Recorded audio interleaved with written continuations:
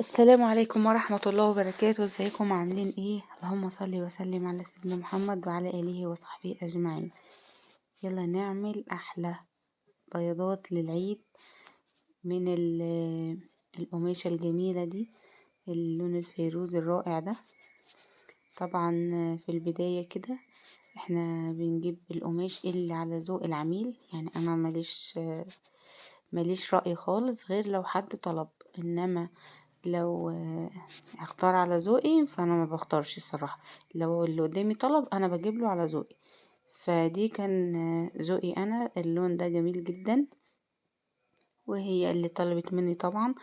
انما انا بحبش اجيب اي حاجة خصوصا القماش، لان الحاجات دي اذواق، فانا ممكن ذوقي ما يعجبهاش، انا بس بخيط وخلاص. فطلبت مني اجيب لها لون كويس يليق وفي نفس الوقت يكون غامق، فانا لقيت الدرجة دي كويسة جدا. لما اجي بقى احط لها اي بقى الحاجات اللي بركبها ليها دي، هتبقى شكلها حلو، اللي هو الفل او الجوبير الكلام ده كله. طيب انا هنا بقى فردتها على الارض كده علشان اول مرحلة القص دي. عصاية عادية خالص مقاسها متر، جبت مازورة ولزقتها عليها زي ما انتوا شايفين كده وبقيس بيها، او ممكن لو عايزة تستخدمي متر استخدمي، بس انا بحس العصاية دي يعني مسطرة، عاملاها مسطرة يعني، هي خشبة زان كويسة جدا. طيب انا هنا مطبقة الطبقتين على بعض وفردة القماش بتاعي كله. قبل ده كله باخد مقاس الركنة، بعرف الطول بتاعها قد ايه، وبناء عليه بجيب قماش الركن غالبا اللي بنشتغل بيه دلوقتي ده بيبقى عرض متر ونص، تمام كده. انما الستاير بتبقى العرض عرضين، يعني بتبقى 3 متر. انا هنا عملتها وخدت المقاس بتاعي وبقص طبقتين على بعض، تمام كده. انا عاملاها بالنسبه لي زي مسطره دلوقتي. الخشبه اللي انا عاملاها بالمازوره دي هي مسطره، يعتبر مسطره مدرجه، اقدر استخدمها كده. وانا لو محترفه شويه بستغنى عنها، انا اقدر استغنى عنها، بس انا بوريكم ازاي علشان القماش بتاعي ما يجيش لافف، او ان انا اقص حته كده تبقى مش متساويه. هنستخدم حاجه زي كده، لو حتى عصايه المشط في البيت لو انت عايزه تعمليهم يعني لنفسك.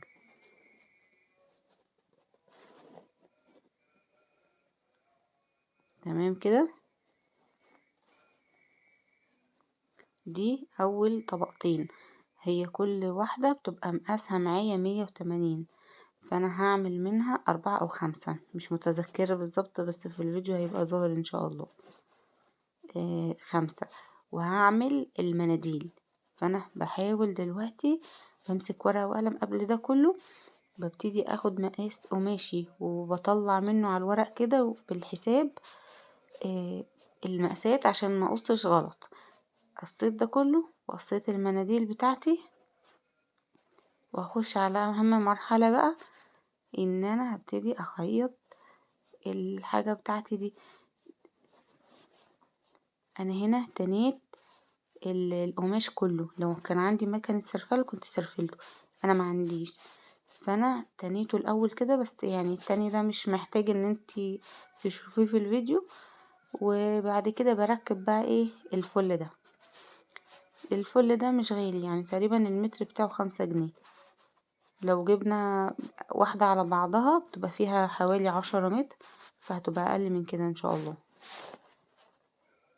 بصوا هنا انا بخيط بالخيط الابيض علشان الفل ما يبقاش واخد يعني الخيط الغامق. بس انا لما جيت تنيت المناديل وكل حاجة اللي انا خيطتها دي كان باللون الفيروزي، القماش نفسه تنيته بالفيروزي. يعني يفضل دايما استخدمي اللون بالظبط بتاع الخيط، هو الحاجة اللي انت بتركبيها كده بتدي شكل احلى، على عكس ان انا لو خيطت مثلا خيط اسود وهو ابيض فهيدي الشغل مش قيمة خالص يعني، وبيقلل من جودة الشغل حتى لو هتخيطي كويس.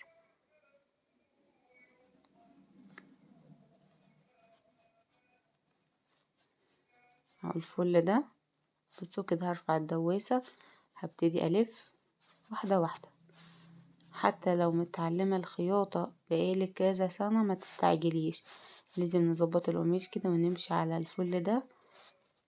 بصراحة اللون ده مع الفاتح مع الغامق مودي البياضات بتاعتي في حتة تانية خالص. خصوصا المنديل ده لما بيجي بيبقى 7 كده على الركنة شكله جميل جدا.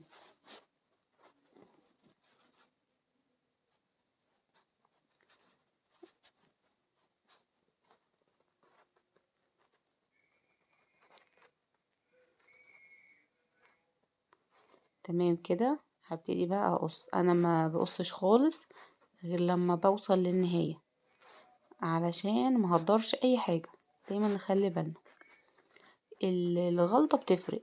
لو زودتي في القماش زودتي في الحاجات الاكسسوار اللي بتجيبيها، الحاجات دي كلها هتفرق من المكسب بتاعك، وممكن تلاقي مكسبك كله طالع متر قماش زيادة، طالع حاجات كده، فانت مش هتلاقي نفسك كسبتي.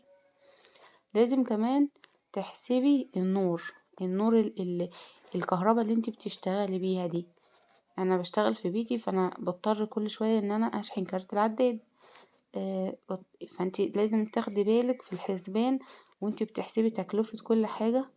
القماش بتحسبي الاكسسوار، بتحسبي شغل ايدك تعبك، الكهرباء، كل ده بيبقى شامل التكلفة بتاعتك. وبرضه بيبقى يعني في رأفة شوية، مش بنعلي على الاخر.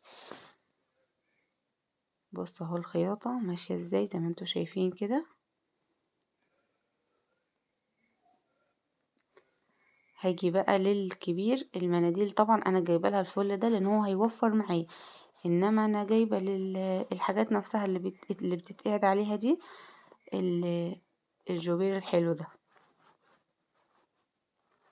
التنطيل، مش فاكره اسمه الصراحه.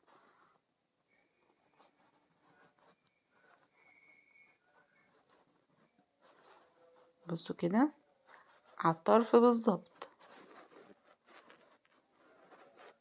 هو غالبا مقاس الركنه المقعد اللي بنقعد عليه يعني انا باخد النص بالنص، بقسم القماشه كده نصين، يعني بخليها حوالي كام، 75 لو هي متر ونص مع التاني واركب الكنار ده. تمام. بيبقى المقاس مظبوط جدا والقماشة ثابتة. نركز ان القماشة تبقى ثابتة، ما ينفعش طبعا نجيب حاجة بتتزحلق زي ستان، يعني كل هيقعد هتبقى مقرفة الصراحة، تدي شكل حلو بس مش عملية خالص. لازم نركز ان القماشة تكون تقيلة وبتثبت. انا بحاول في الفيديو، معلش صدعتكم، بحاول في الفيديو اقول لكم كل معلومة بفتكرها.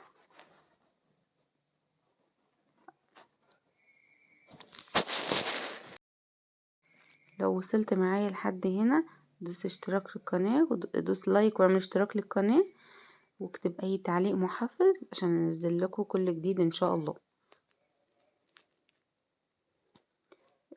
بحب يا جماعة دايما تدعموا القنوات المحترمة اللي بتقدم محتوى هادف، بلاش القنوات اللي ملهاش اي لازمة، بتطلع تهزر، بتطلع تعمل اي حاجة ملهاش اي لازمة.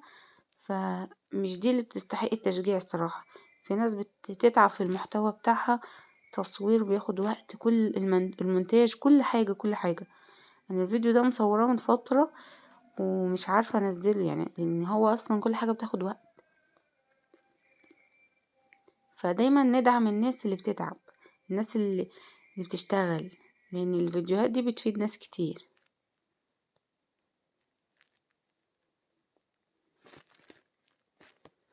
وطبعا بيبقى باب رزق لناس كتير. لو واحدة ست يعني بتساعد في البيت، بتجيب طلبات في بيتها، فهو بيبقى حاجة حلوة مش وحشة. بينفعني انا ساعات ببقى وقت زنقة ومش معايا، فبشغل مكانتي اخيط اي قماش عندي، بيبقى عندي دايما قماش الحمد لله، فبيسترزق الحمد لله يا رب. فهي حاجة حلوة جدا. محدش علمني الخياطة، انا مع نفسي اتعلمت لان انا حباها.